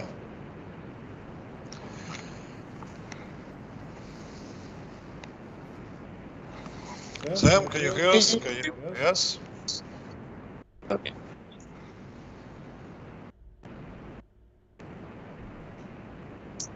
So my task was to fetch all the living well articles from the NHS API. Basically, this is what the information is going to be. So this is not the API, but the website itself. And then when I open the API next to it, this is the same link. You see that here we have the name, that is the header of this page. And in the main entity, you have the article. So it starts here. And then it also has clickable links. So when you click on that one, it will redirect you to, well, maybe not this, but next article. And the idea is to get all these articles in a data table. So I started off with making this table, and I based the beginning of this task on the fill conditions table function that was created by Ahmed. And this does the same, but then instead of the living healthy articles, it is trying to get all the conditions in the articles of that. So this thing here stopped working, but basically the columns are almost the same or are the same as the conditions. And then I could copy some of his code, but I noticed from the beginning that a lot of things were going wrong because the living well articles had a different structure. But still, it was nice to have, for example, these initial checks that he was using. Then the problem for me was that I couldn't get started because he already had some stuff in his data table and I didn't. So I decided to just put in a new condition, that is this, see if the database is empty, and if it is empty, to start with no link. So that will just be the, let me show you, only the API, and then live well. After that, nothing. So if I go to that page, here is where it starts. So a lot of clickable stuff. These are all the categories that you can find information on. Then to continue, I got a bit overwhelmed by all of his code, so I cut some parts out and I made a function of it. And I needed two functions, one to add the article to the endpoint that was in my database, and one other to extract all the endpoints from the pages, so get all the links possible, and then afterwards fill that up with articles. Yeah, it got a little bit messy, to be honest, because I didn't fully understand his code, and then I wanted to do the same. It might have been better if I started from zero, but it definitely saved me some time to copy some of his stuff. What I did was struggle with the API structure, because as you can see, you have a main entity of page that would contain all the information necessary, but then you have a main entity of page inside of that, and sometimes even another one.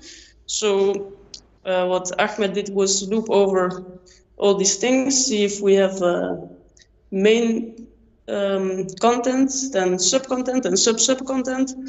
And I wanted to avoid that, so initially this is a function I Googled to just get this list. It's a nested structure of other lists, so I wanted to get everything in one normal list, and that worked, but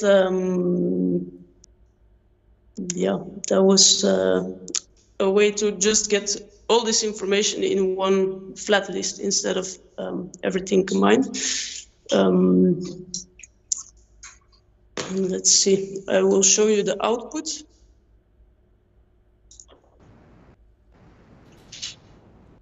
So, okay. Of course, the styling is not ideal, but for this I used the header 1, for this header 2. and then this will be in bold, and the rest is just the article with some subtitles in between. Maybe you can see that this thing, it doesn't occur in the page next to it, because actually it is some information that the API renders, but it is not in the page, and the picture that is over here is also not given as a result in the API, so we have to find a way to also get the pictures out. For the rest, it seems to be pretty accurate, also with the links. And then on the bottom, I'm still missing this part, so I have to find a way to also get that information. Okay. So it looks very complex. This task looks very complex, but let's start from the beginning, because you suddenly said, okay, this is the article in NHS on the website, which I guess guys can understand, and then you showed us Postman and the result of the API call. So how did you get that API call, that stuff in Postman? So what I needed was the link of the API. So how is it? That is this part. But if you go to that in your browser, it will tell you you cannot, no results found, or you cannot access the information. And that is because you also have to, missing subscription key, you have to also give the subscription key. How did you know you need to do that? Because it was in Ahmed's function on the bottom, there is a function to call the API.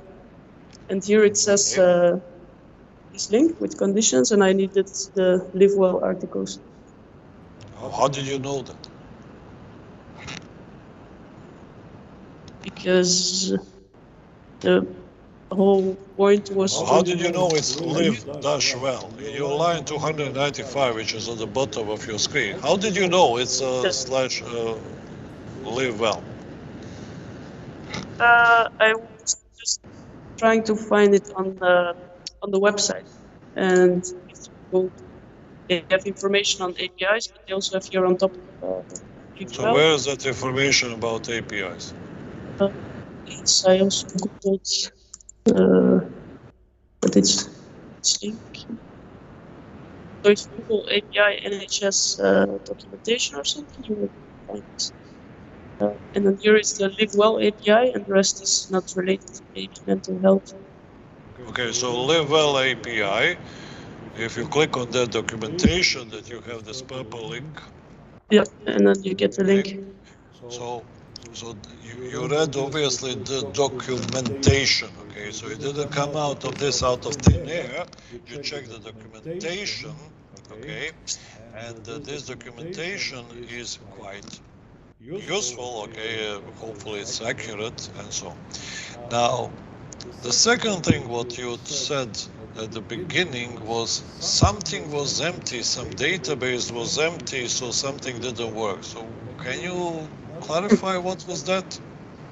Yeah, I couldn't really understand how the code of Ahmed started, because basically what he does is find the first endpoint where is done is 0 and then continue from there on. But I created a new table which is lifestyles, and it didn't have any data yet. So I had to create the first endpoint in order to start from there.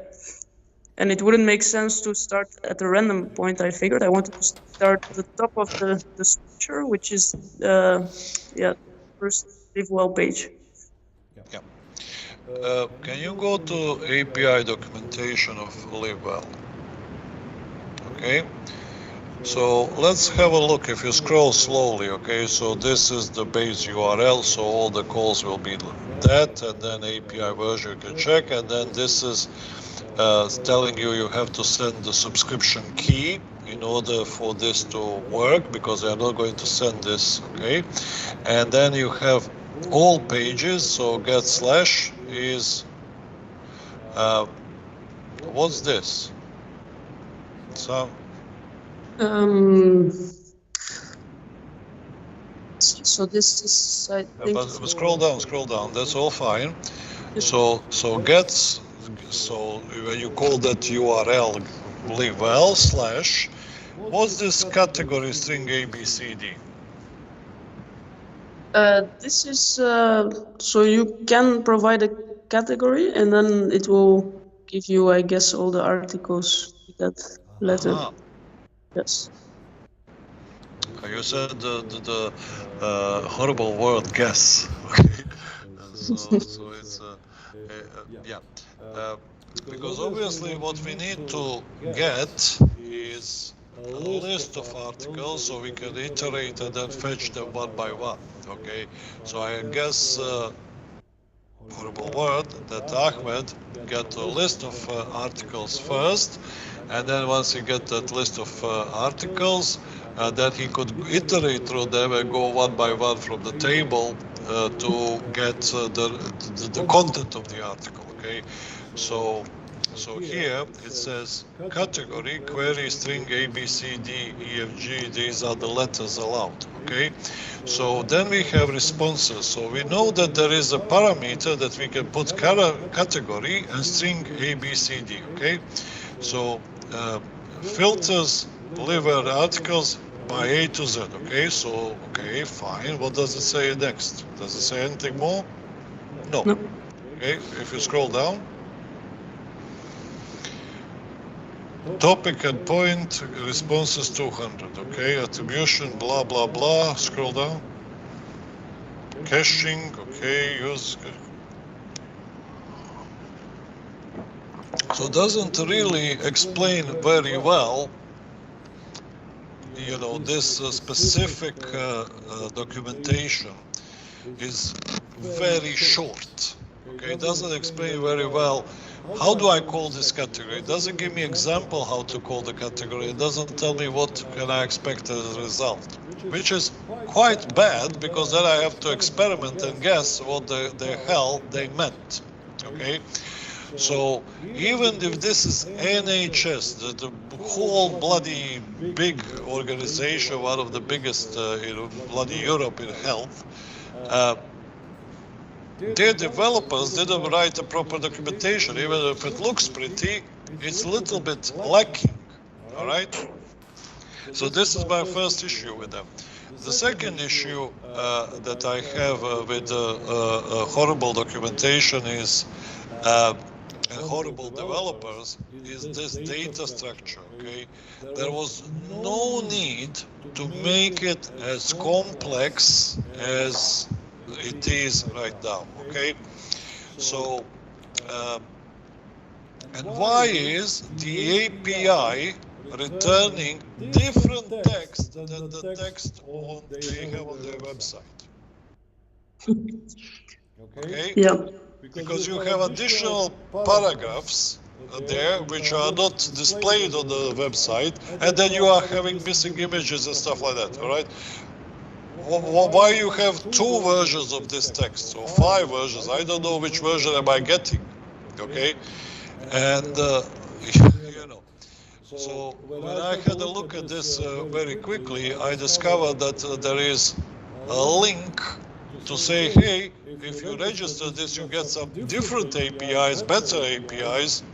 So I went through the thing, and then I got email from NHS, hey, what do you want, why do you want to use this for, and stuff like that. So hopefully they approved my request.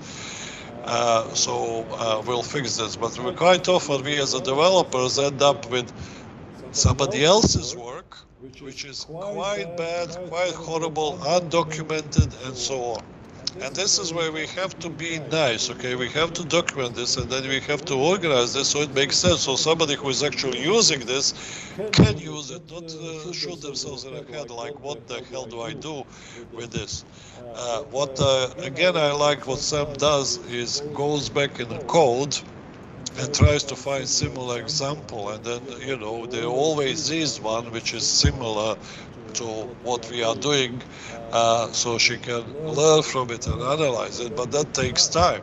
And then she can see, oh my God, what she said politely, well, Ahmed did stuff which make no sense, and it was, too complex. So she even optimized his code a little bit to change her own code, made a different approach to the problem. Okay, when we have such complex things, it's very good that we talk as a team and figure out how we are going to tackle this horrible thing. How many of these different structures are we going to get?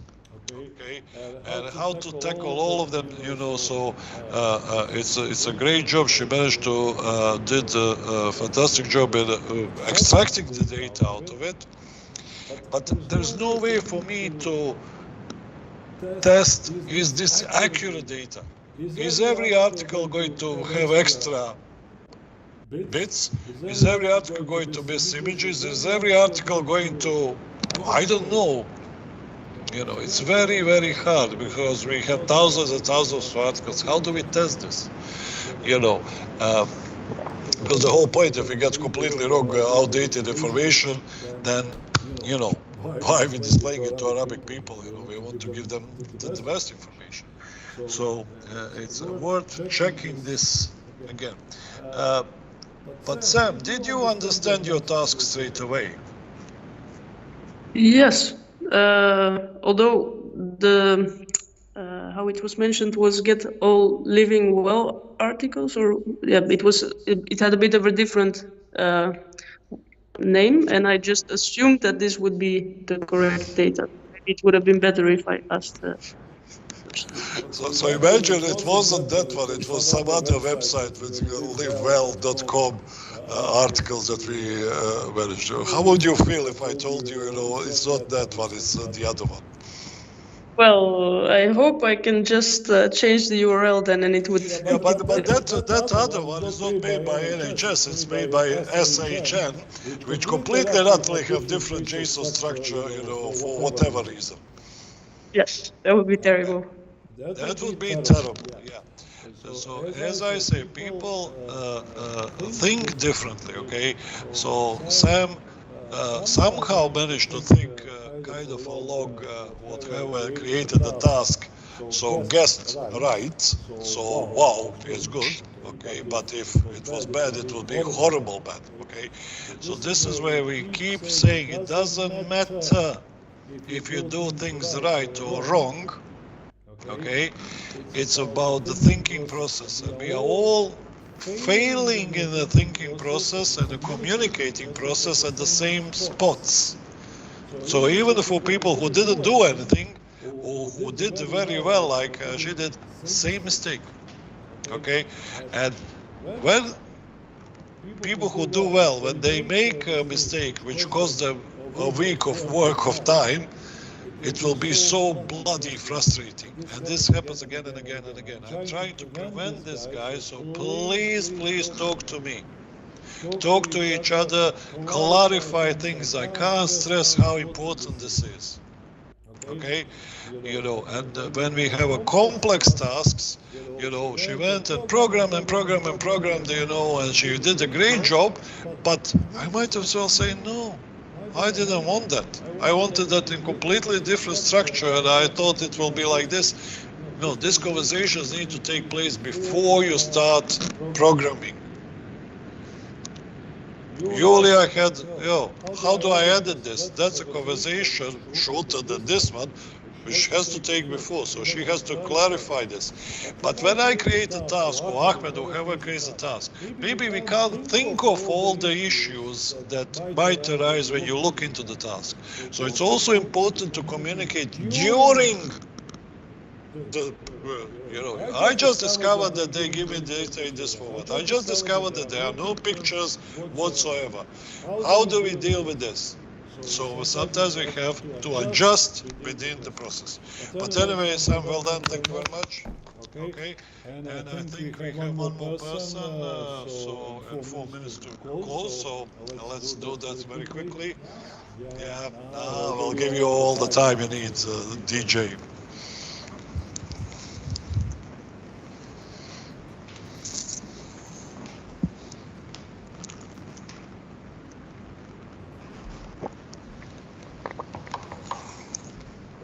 Okay, Sam, you can stop sharing your screen.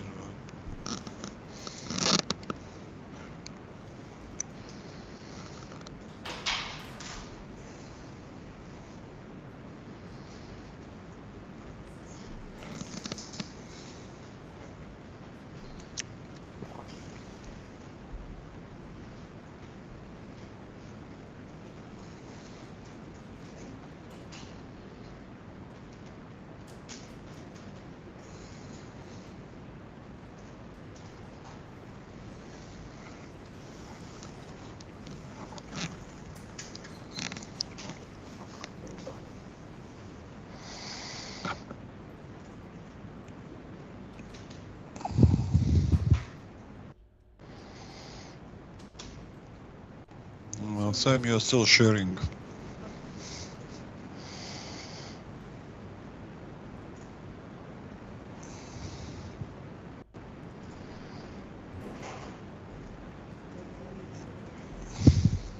We can't hear you, we can't see you.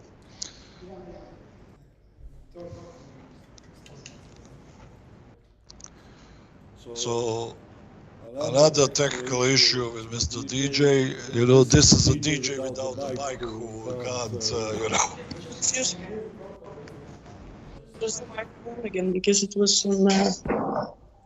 So I just talk through the phone. Yeah. Talk to the phone, yes.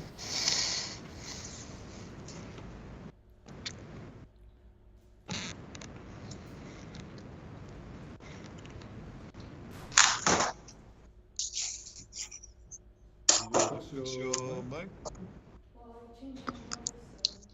You hear me now?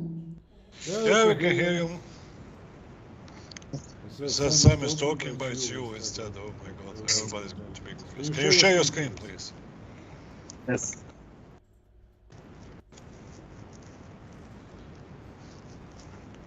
So my task is very similar to Marina's. It's just the only difference is that it has to be He pressed mute on the phone.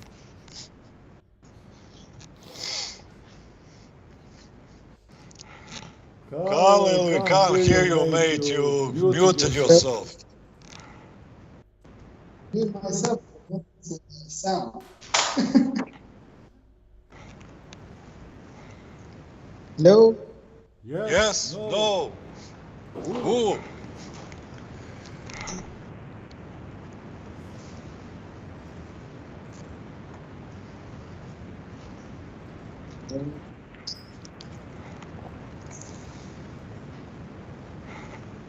Oh, we can't hear you, man. I can hear myself. Yes. I can hear myself. So one of the reasons why I want to test this at 3 o'clock, you know, the call, so we don't have these technical issues, so everybody can be on the same page. Okay, so we will see what Khalil did next time, I guess, because we can't fix him, and maybe we can have another goal with Luana, you know. But let's see what happens.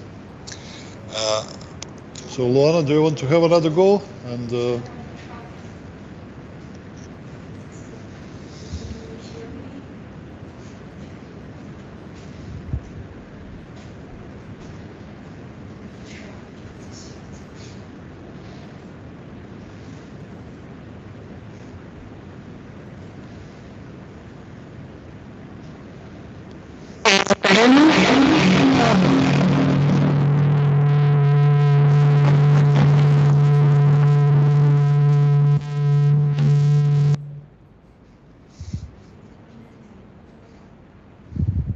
This.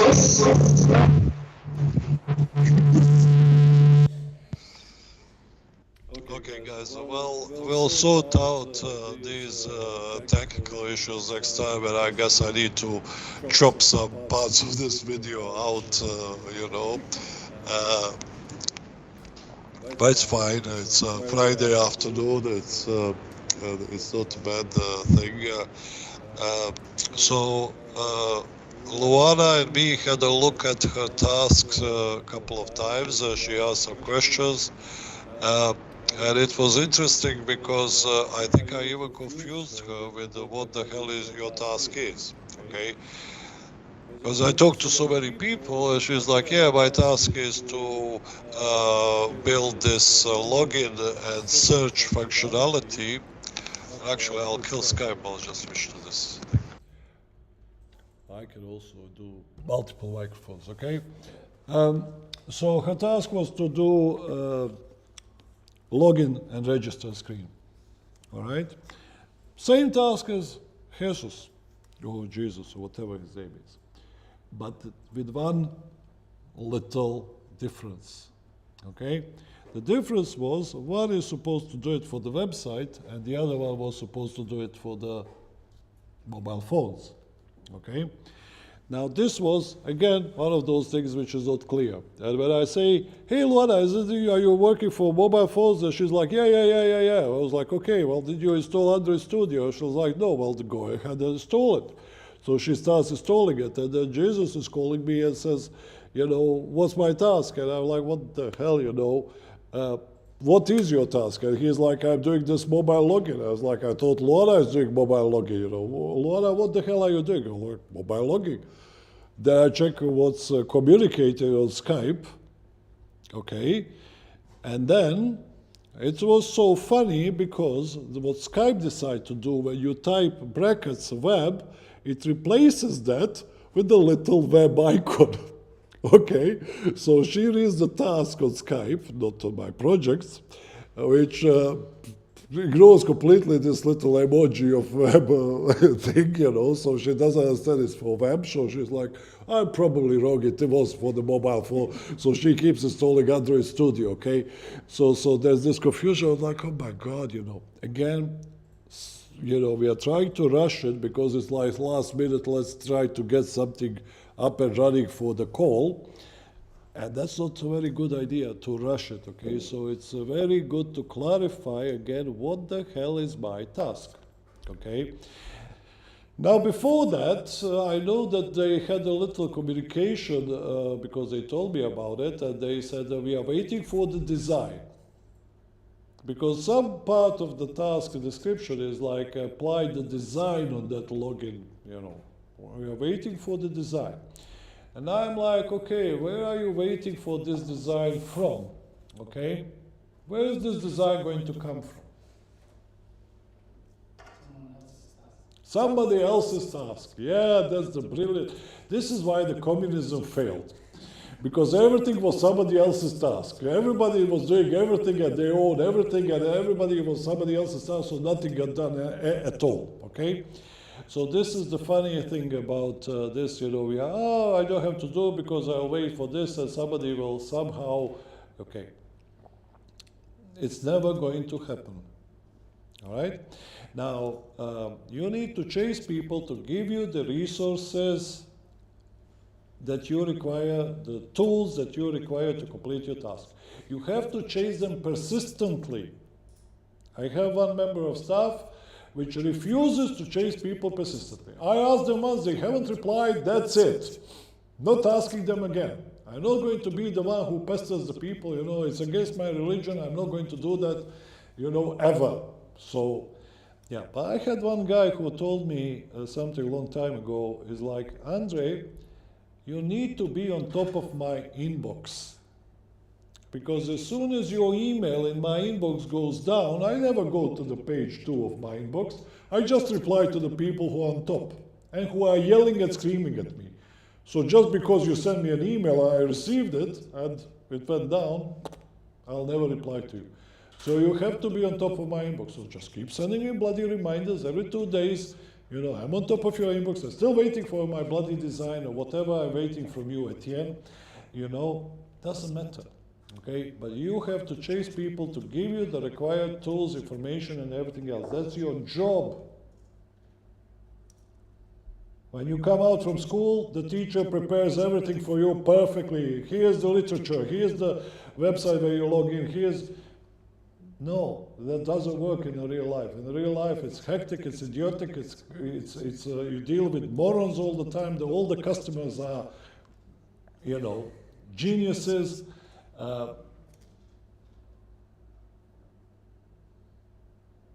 So we can't do that. We have to make sure that we understand, we are clarified. We have to be bothering people. Ask 6 times, is my task to do mobile app? Yeah. Which mobile app? Because I had a question like from Jesus earlier, do I do new app or, you know, that's a stupid question. What do you mean, do you do a new app for the login? It's a stupid question, but it is the right question. There are no stupid questions, because if he didn't ask, he would go and create a completely new app. So he saved me and himself lots of time by asking that stupid question. No, you use existing app and add the new page to it, which is a login page. So don't be afraid to ask idiotic, stupid questions. And if you don't get a response, or the response is unclear, keep pestering people and get a clear response. Okay?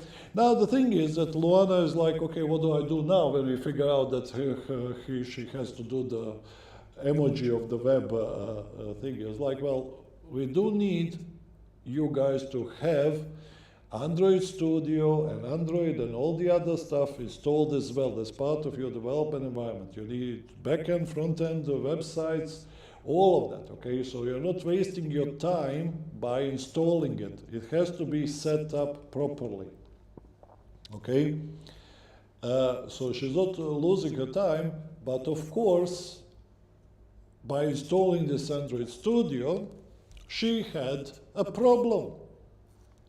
The problem was that the button to start the emulator didn't do anything. And then we figure out, oh my God, there is an error message. And that error message, you try to figure out how that error message happens. And then, you have to change some permissions to some folder. But how do you change permissions to that folder? So we figured that out till we managed to start the simulator. So even if you are failing completely utterly and doing completely the wrong thing, you're still learning quite a lot. And if I tell you about this, the next person who starts setting up the emulator and so on, if they remember this, oh, Luana had some problems, hey, can you help me? And then she's helpful member of staff. So even by failing, you can be extremely helpful member of staff, because eventually you get it right, and you save other people time from doing the same failures and again. But this is a thinking process, okay? But it's also a communication thing. We have to be exactly on the same page, and it takes time and effort to do that communication right. So don't waste your time if you are not 100% sure what your task is. And if you know what your task is, don't waste your time figuring out how you will do it. You can also discuss that. But I'm not going to give hints, Mr. Jesus, to people. That doesn't work. It's not a 50-50 call a friend and so on. The hint is what we've seen today. Check others people call, find similar code, what Sam is doing, read the documentation. I think you were doing it, Memnas, there at one example and so on. You know, I found this information, I did a lot of it, I checked this. Break it down, step by step, you know, keep small things, you know. There are many little tricks that we can do. And then, yes, call a friend, you know, do 50-50, work together with a friend, you know, who has done it before to help you out. Again, rule of thumb, my rule of thumb is half an hour. If you can't figure it in half an hour, you're doing something wrong, start asking questions. Not 8 hours, not 8 days, not 8 weeks, half an hour. That's, if after half an hour you're still stuck on the same thing, start calling people. Because we want to be efficient developers, not, okay? Any questions?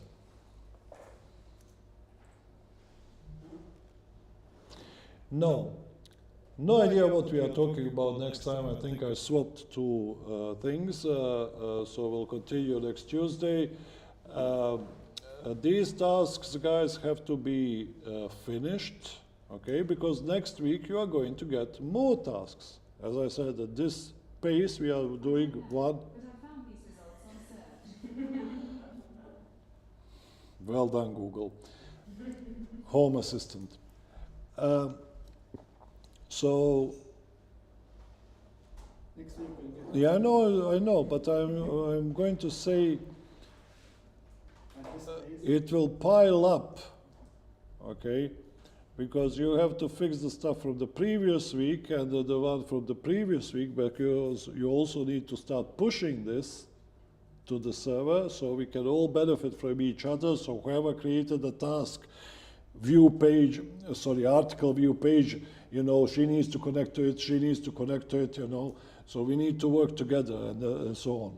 Okay, and if half of the team is lacking, then the other half is going to wait for these things to, you know, it's not going to work. Okay, so try to make up for the things. Okay, try to fix this. You are investing in your own knowledge. Okay. I don't have a life, I don't have friends, I hate my family, all right? So if you ping me during the weekend, I'm most likely going to reply to you. So except for Ahmed, who pings me at 3 a.m. on Sunday, I kind of see it when he pings me, but I just ignore it. I was like, yeah, that's too much, Ahmed. Okay, but apart from him, you know, I do reply to other people. Sometimes I don't, because I'm also, there's a reason why I have no friends. So I tell you, yeah, message me, I'll come to visit me, and I just ignore you completely, you know. But keep messaging me. Maybe I'll reply if you are boring enough. Or threaten me, or, you know, find some pictures that you can, you know, blackmail me or something. I don't care, you know. All right? Because next week, Tuesday, Wednesday, whenever we have this, you will get new tasks. So you want to wrap this up. If you haven't set up your bloody platform, and you don't have it up and running, etc., etc. Guys, thank you very much. Have a lovely evening and have a lovely weekend. I'll talk to you next time. Bye-bye.